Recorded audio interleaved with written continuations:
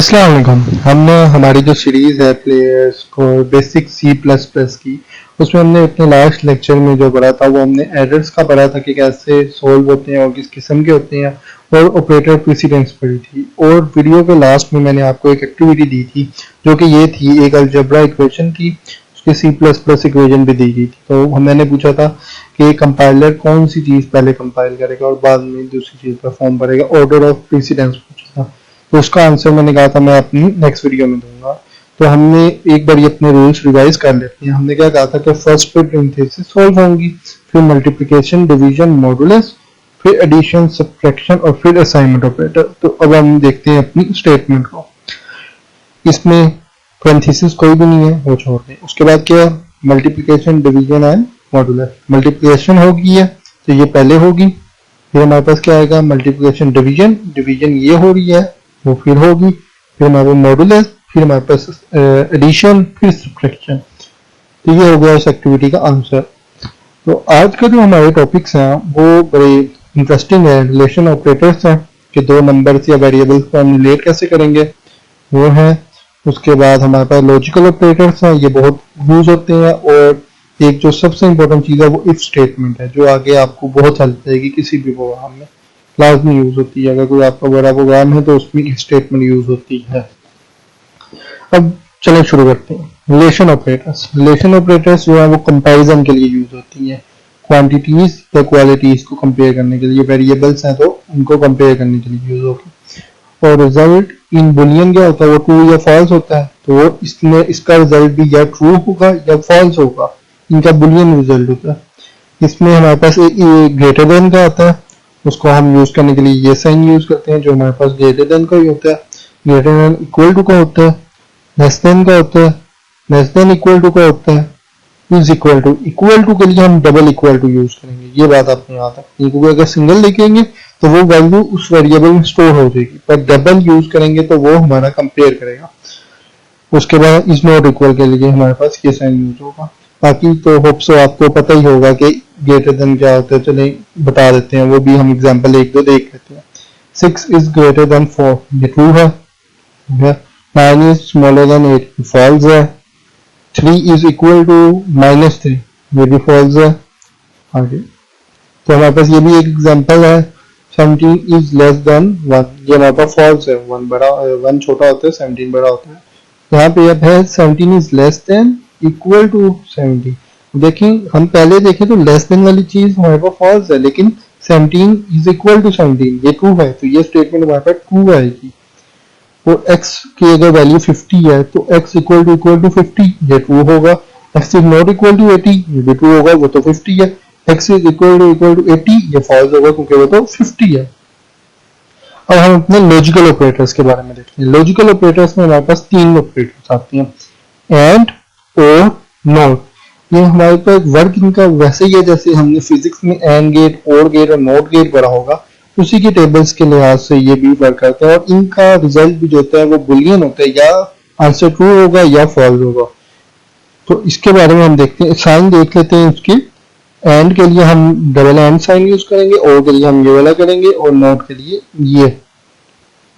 तो अब हम इनका टेबल देख लेते हैं। उसके बाद हमारे पास एक चीज आएगी कि अच्छा ये काम करना होगा तो हम एंड यूज करेंगे, ये करना होगा तो और यूज करेंगे, और नोट का यूज करेंगे। ए बी दो इनपुट ले लिए हैं और आगे हमने अपने ऑपरेटर्स लिख लिए हैं लॉजिकल, इनका हम कंपैरिजन बना देते हैं। 0 0 0 रिप्रेजेंट कर रहा है फॉल्स को, 1 रिप्रेजेंट कर रहा है ट्रू को। 0 या दोनों फॉल्स होंगी, या एक फॉल्स दूसरी ट्रू होगी, या ये ट्रू होगी ये फॉल्स होगी, या दोनों ट्रू होंगी। तो अगर एंड गेट का आप याद करें तो एंड होता है ए डॉट बी, इसमें 0 0 0 होगा, मतलब फॉल्स है, दोनों फॉल्स है तो फॉल्स आंसर आएगा। अगर एक ट्रू है एक फॉल्स है तब भी फॉल्स आंसर आएगा। अगर दोनों ट्रू है तब हमारे पास आंसर ट्रू होगा। और में क्या होता है, उसमें a प्लस बी होता है। तो अगर हमारे पास 0 0 है तो हमारे पास फॉल्स होगा, लेकिन अगर एक ट्रू हो गया है, कोई भी एक ट्रू है, तो ये स्टेटमेंट हमें ट्रू आंसर दे देगी। और अगर दोनों ट्रू है तब भी हमें ट्रू देगी। और हमारा जो नोट गेट होता है वो हमारा इन्वर्ट कर देता है। उसमें क्या ए के साथ होता है, उसमें यूनिटरी इनपुट होती है। जो एंड और गेट है वो बाइनरी है, उनके लिए 2 इनपुट चाहिए होती है। जो नोट गेट है उसके लिए एक ही इनपुट चाहिए होती है। 0 है तो उसे इन्वर्ट कर देगा। इन्वर्टर भी हम इसीलिए इसे कहते हैं कि वो 1 कर देगा। अगर 0 है तो उसे 1 कर देगा, 1 है तो 0 कर देगा, 1 है तो 0 कर देगा, ट्रू है तो फॉल्स कर देगा, फॉल्स है तो ट्रू कर देगा। अब हम इसके थोड़ा सा देखते हैं कि हम ये यूज कहाँ करेंगे। अब देखें, अगर आपके पास एक स्टेटमेंट आप लिखना चाहते हैं, ये मीन्स आप एक प्रोग्राम बनाना चाहते हैं कि जब तक ये दोनों चीजें, दो कंडीशंस ट्रू ना हो तक वो आगे ना जाए।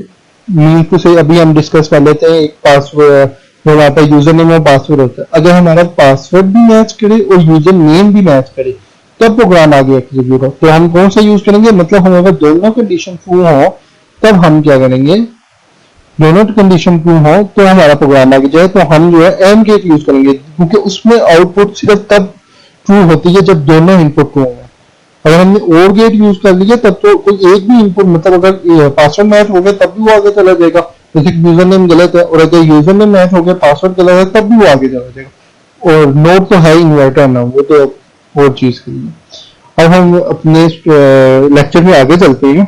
इफ स्टेटमेंट, अब इफ स्टेटमेंट के अंदर ये 3 लॉजिकल गेट्स बहुत यूज होते हैं इफ स्टेटमेंट के अंदर। तो ये इसका इफ स्टेटमेंट भी बहुत यूज होती है प्रोग्रामिंग में, तो हम इसको सही डीपली स्टडी करेंगे और ट्राई करूंगा मैं अपना बेस्ट कि आपको समझा सकूं। और प्लीज स्किप ना करिए अगर वीडियो, अगर आप स्किप करते हैं तो बीच में से वो पार्ट रह जाता है, फिर आपको वो चीज क्लियर नहीं होती बाद में। कंडीशन स्टेटमेंट भी इसे कहते हैं, इफ स्टेटमेंट भी कहते हैं। ये क्या करती है, allow statements to be conditionally executed और स्किप। ये एक कंडीशन लग जाएगी कि अगर ये चीज है तब ये हो वरना ये ना हो। मतलब अगर इसकी एग्जांपल हम आगे देखें, इफ इट इज रेनिंग, अगर भाई बारिश है तो तुमने अम्ब्रेला लेना है, अगर बारिश नहीं है तो तुमने नहीं लेना, अगर भाई सर्दी है तो कोट पहनना है वरना नहीं पहनना। मतलब ये एक कंडीशन है ना, अगर भाई गर्मी है तो तुमने कोट नहीं पहनना, मतलब तुमने वो चीज स्किप करनी है बीच में। अगर बारिश है तो तुमने एक चीज काम करना है, वो है कोट पहनना। इसी तरह हम एक और एग्जांपल लेते हैं कि ट्रैफिक लाइट्स होती है रेड येलो ग्रीन। रेड पे क्या होता है, अगर हमने रेड लाइट है तो हमारा होता है कि हमने स्टॉप कर देना है, मतलब अगर हमारी कंडीशन रेड लाइट है तो हमने स्टॉप करना है, अगर येलो है तो हमने क्या करना है, रेडी हो जाना है मूविंग के लिए, और अगर हमारे पास ग्रीन है तो हमने जाना है। ये हमारे पास तीनों स्टेटमेंट्स काम करती हैं। अब इसको लिखने का तरीका क्या होता है, इफ कीवर्ड है, ये हमारा बोल्ड हो जाएगा, अभी हम करेंगे प्रोग्राम तो आपको क्लियर होगा। उसके बीच में एक्सप्रेशन आएगी और फिर स्टेटमेंट आएगी। तो if the expression is true then the statement is executed, मतलब अगर ये चीज ट्रू है जो हम यहाँ पे कंडीशन देंगे तो हमारी ये जो इसके नेक्स्ट लाइन में स्टेटमेंट होगी वो तब एग्जीक्यूट होगी, तब उसे कंपाइलर रन करेगा। अगर वो फॉल्स है तो वो स्टेटमेंट को स्किप कर देगा। मतलब अगर आप इस डायग्राम में देखें, इट इज कोल्ड आउटसाइड, अगर इसको यस है इसका आंसर तो हमने ये काम भी करना है, वेयर आर कोड और फिर अपना प्रोग्राम स्टार्ट करेंगे। लेकिन अगर ये फॉल्स है, नो है, तो हम इस जगह नहीं जाएंगे, हम आगे चले जाएंगे, मतलब वो स्टेटमेंट स्किप कर देंगे। अब ये हमारे पास एक प्रोग्राम है, इसमें हम देखते हैं। पहले तो सी आउट हुआ हुआ है, इसमें ऊपर सिंटेक्स में लिखा हुआ तो कंपल्सरी है ऊपर आएगा, ये ऐसा एग्जांपल है इसलिए नहीं लिखा। अभी हम प्रोग्राम करेंगे खुद, उसमें आपको बहुत क्लियर हो जाएगा कि कैसे काम करती है और तीनों चीजें क्लियर हो जाएंगी। मैं ट्राई करूंगा मैं तीनों चीजें यूज करूँ। See out inter 3 test scores and I will average them, मतलब हमने क्या करना है, 3 स्कोर्स टेस्ट में कितने कितने मार्क्स है वो इंटर करने हैं और हमें कंपाइलर जो है प्रोग्राम जो है वो एवरेज कैलकुलेट करके देगा। तो हमने 3 सीन ले लिए, ठीक है, उसके बाद हमारी का एवरेज कैलकुलेट हो रही है, फिक्स शॉर्ट पॉइंट, तो योर एवरेज इज, एवरेज हमारे पास क्या है, एवरेज। उसके बाद यहाँ पे एवरेज शो हो जाएगी और अब ये हमारी लगी है if statement, average is given 95, अगर हमारी एवरेज 95 से ज्यादा है तो हम उसको एक और स्टेटमेंट सी आउट करेंगे, graduation that is a high score, कि मतलब आपका मार्क काफी है। अब हम ये चीज रन करके देखते हैं, खुद एक प्रोग्राम बनाते हैं और मैं होप सो मेरी ट्राई है कि आपको क्लियर हो जाए वो चीज जो मैं आपको समझाना चाहता हूँ। हमने स्टेटमेंट इफ यूज करनी है, हम एक काम करते हैं, हम भी यही इधर से लेते हैं। अगर हमारे पास तीन इनपुट्स लेते हैं, मार्क्स लेते हैं किसी 3 सब्जेक्ट के किसी भी, उनके एवरेज कैलकुलेट करते हैं। अगर 80 से बाद है तो ए प्लस ग्रेड देते हैं, 80 से बाद है तो ए देते हैं, और अगर 80 से कम है मीन्स टू से 70 से ज्यादा है तो बी दे देते हैं। चलो यही करते हैं। पहले तो हम सी आउट करेंगे, क्योंकि हमने क्या करना है, तीन सी आउट नहीं करते, पहले हम दोबारा एक नजर डालते हैं। हमने जो बोला है, हमने 3 मार्क्स सीन लेने हैं, 3 मार्क्स हमने सीन लेने हैं, तो मतलब हम 3 वेरिएबल डिक्लेयर कराएंगे, डिफाइन करेंगे। अब उनकी डेटा टाइप क्या होगी, मार्क्स पॉइंट्स में भी हो सकते हैं, तो हम फ्लोट यूज करेंगे। फ्लोट हम ए बी सी, ये तीन हमारे पास क्या हो गए, वेरिएबल डिक्लेयर हो गए। अब इनमें सी इन लेनी है, तो हमें एक सी आउट स्टेटमेंट देनी पड़ेगी, डिस्प्ले हो हमारे पास, ब्लैंक स्क्रीन आएगी तब तो नहीं ना पता लगेगा कि हमने क्या करना है, तब तो कोई तो अननोन बंदा है तो वो तो कंफ्यूज हो जाएगा। मैंने तो प्रोग्राम बनाया होगा तो मुझे पता होगा अच्छा यहाँ मैंने इनपुट देनी है। तो मैं बेहतर ये है कि मैं एक सी आउट स्टेटमेंट लिख दूँ, इंटर मार्क्स और 3 सब्जेक्ट, ठीक है। और उसके बाद हम सी इन लेते हैं। सी इन लेने मैंने आपको बताया था कि ऑर्डर को देखता है कंपाइलर। मीन्स अगर मैं पहले ए लिख रहा हूँ तो पहले जो वैल्यू इंटर होगी वो ए में जाएगी, उसके बाद बी में जाएगी, उसके बाद सी में जाएगी। ये सी इन होगी। अब हमने एवरेज कैलकुलेट करनी है, तो एवरेज भी, इन तीनों की एवरेज भी एक डेटा, एक वेरिएबल में स्टोर होगा, वो भी एक डेटा होगा। तो देखिए मैं ये भूल गया था, तो हम एक और एवरेज नाम का भी वेरिएबल डिक्लेयर करेंगे। तो हम ए बी कह देते हैं अभी के लिए, average A B equals to, A B G equals to, average का फार्मूला हमें पता होता है, होप सो पता होगा कि तीनों को ऐड करना है और divided by total number of subject. हमारे पास 3 सब्जेक्ट्स हैं, तो हम बी प्लस सी तीनों ऐड कर दिए और डिवाइडेड बाय 3, क्योंकि 3 है। देखिए मैंने पेरेंथीसिस लगा दी कि वो पहले ऐड करे बाद में डिवाइड करे, वरना अगर मैं ना लगाता तो वो पहले डिवाइड कर देता बाद में ऐड करता, क्योंकि डिवाइड की प्रेफरेंस पहले आती है। एवरेज में आ गया। और अब हम करते हैं अपनी इस इफ स्टेटमेंट का यूज़। इफ स्टेटमेंट का इफ कीवर्ड आ गया और ब्रैकेट्स आ गया, अंदर हमने एक्सप्रेशन लिखनी। अब हमने एक्सप्रेशन क्या लिखनी है कि अगर ए बी जी जो हमारे पास ऑपरेटर्स थे कंपैरिजन के लिए, रिलेशन ऑपरेटर्स थे, वो यूज़ करते हैं कि A B G is greater than और इक्वल टू 90, तो क्या करें, तो हमारे पास सी आउट आए, हम ए दे देते हैं कि इसका ए ग्रेड है। तो हम ये नेक्स्ट लाइन से भी स्टार्ट कर देते हैं, n और आगे फिर हमारे पास आ गया सेमीकोलन। अब अगर हमने दूसरी इफ स्टेटमेंट लेनी है ना, तो हमारे पास ये यूज होता है एल्स इफ। अगर वो नहीं तो एल्स इफ। देखिए ये दोनों कीवर्ड हैं तो ये बोल्ड हो गए। तो हम अब क्या करने, ए बी में अगर हमारे पास वैल्यू जो है पहले क्या थी, ग्रेटर देन 90 और इक्वल टू 90, अब हम लिखेंगे ग्रेटर देन और इक्वल टू 80। उसमें हम ए प्लस कर देते हैं, ये प्लस ग्रेड है। इसमें हम सी आउट कर देते हैं जी \n के साथ ए ग्रेड। होप सो इतने में ही आपको समझ आ जाएगी। तो अभी हम इसको रन करते हैं।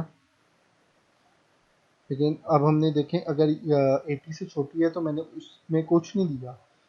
एल्स एल्स क्या करेगा, एल्स की कोई कंडीशन नहीं होगी। मतलब अगर ऊपर वाली दोनों कंडीशन ट्रू नहीं है तो नीचे वाली हमारी एल्स रन होगा। एल्स सी आउट हम कर देते हैं, हम यहाँ पे ग्रेड दे देते हैं \n के साथ n b दे देते हैं। चलो हमने एग्जाम्पल ही समझनी है तो आपको रनिंग का तरीका बता देता हूँ। तो 3 बार ये प्रोग्राम रन करूँगा ताकि तीनों स्टेटमेंट्स में वेरीफाई कर सकूँ, आपको समझ आए कि कैसे ये खुलेगा। ये थोड़ा टाइम ले रहा है क्योंकि लैपटॉप की स्पीड का इशू है शायद। अभी हमारा रन हो जाएगा। ये आ गया, हमारी सी आउट स्टेटमेंट आ गई है। इंटर मार्क्स ऑफ 3 सब्जेक्ट हम पहले में ट्राई करते हैं कि 90 से ऊपर एवरेज बने, तो हम 90 इंटर कर देते हैं कि हमारी एवरेज 90 से ऊपर ही बन जाएगी। तो हमारे पास क्या आ गया, ए प्लस ग्रेड आ गया। ठीक है, ये हमारे पास पहली स्टेटमेंट ही ट्रू थी तो पहली होगी। तो अब हम वापस रन करेंगे इसे। अब हम तीन दोनों स्टेटमेंट, क्योंकि नेक्स्ट वाली भी मुझे होप सो है कि आपको समझ आ जाएगी कि अगर 80 एवरेज है या 90 से कम एवरेज है तो सेकंड वाली। अब लास्ट वाली कब रन होगी हम वो देख लेते हैं। लास्ट वाली कब रन होगी, जब ऊपर वाली दोनों ट्रू नहीं है, मतलब हमारी एवरेज 80 से कम है। 80 से कम है तो 79 कर लेते हैं, क्योंकि हमने 80 से कम बनानी है। तो हमारे पास क्या आ गया, बी लिखा आ गया, सिंपल हमारे पास एल्स रन हो गया। ऊपर वाली दोनों ट्रू नहीं है तो थर्ड वाला हमारे पास आ गया। या कुछ ऐसा कर दें हम कि ऊपर वाली दोनों ट्रू ना हो तो नीचे एल्स रन हो जाता है। एल्स में हम अक्सर जो है रख देते हैं कि एरर आ गया कोई, क्योंकि अगर हम रखते हैं, अगर हम प्रॉपर ग्रेडिंग सिस्टम देखें तो हर मार्क्स पे एक ग्रेड होता है। लास्ट में क्या आ जाता है कि अगर फॉर एग्जांपल फेल जो है वो 35 से लेस वाला, तो मैं लिख दूंगा एवरेज अगर 35 से कम है, मैं यहाँ पे लिख देता हूँ, आपको क्लियर कर देता हूँ ये चीज़। एल्स में हमारे पास क्या आएगा, हम ऊपर देते रहते हैं ग्रेड के, अगर हमारे पास 80 से बड़ा है तो हमारे पास ये आ जाएगा 80 के इक्वल या बड़ा है। तो अगर मैं लास्ट में हमारे पास कुछ नहीं है तो हम एल्स में लिख देते हैं एरर, कि मतलब अगर ऊपर वाली कुछ नहीं है, ऊपर कोई प्रॉब्लम आ गई है, हमारी ऊपर वाली स्टेटमेंट ट्रू ही नहीं हो रही कोई, हालांकि होनी चाहिए। क्योंकि अगर मैं इधर एक और इफ एल्स लगा दूँ, इफ एल्स एवरेज जो है हमारी वो लेस देन 35 या एफ हो जाए और ऊपर वाले सारे ग्रेड भी असाइन करूँ, तो मैं जब एवरेज निकालूँ तो मुझे हर एवरेज पर कोई ना कोई ग्रेड मिलना चाहिए।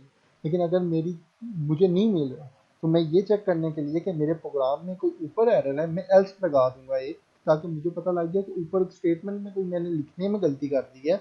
मेरा कौन सा एरर होगा, फिर सिंटेक्स तो नहीं होगा, क्योंकि मेरा प्रोग्राम रन हो जाएगा, तो मेरा लॉजिकल एरर होगा।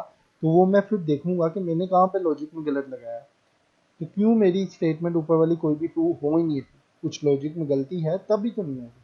तो एल्स वहाँ पे हमारे पास काम आ जाता है। तो आज की वीडियो में इतना ही था। होप सो आपको चीज़ें इंटरेस्टिंग लगी होंगी, इस स्टेटमेंट एंड जो हमने आज बाकी चीज़ें पढ़ी।